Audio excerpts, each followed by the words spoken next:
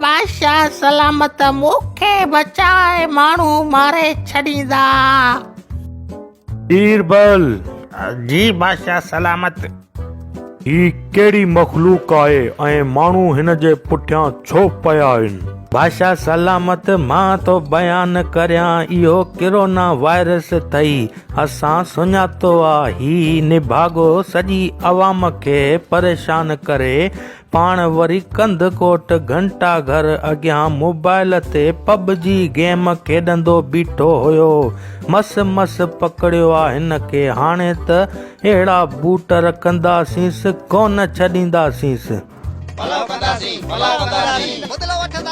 बादशाह सलामत, माण्हू चोरियूं पाण कनि, धाड़ा पाण हणनि, अबे जी जायदाद मां नियाणियुनि जो हिसो पाण हज़म था कनि, 2 नंबर शयूं पाण विकिणनि, सॼो ॾींहुं व्याज खाइनि पाण, सॼी राति व्हाट्सएप ग्रुपनि ते वेही हिक ॿिए जी गिला कनि पाण।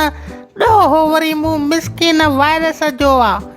बादशाह साईं, मां त चाइना खां घुमंदो सिंध में काइम अली शाह वटि भंग पीअण आयुसि।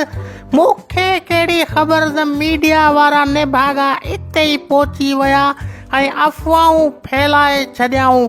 साईं, मां त हिकिड़ो नंढड़ो मिसकिन वायरस आहियां।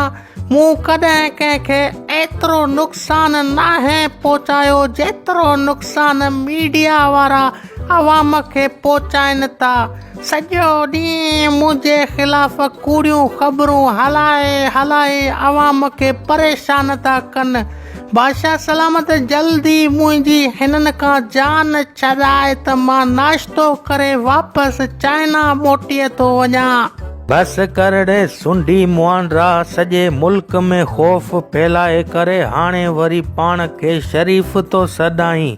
खणोसि टंगा टोली करे मुल्ला असदुल्ला खोड़े जे हवाले था करियूंसि।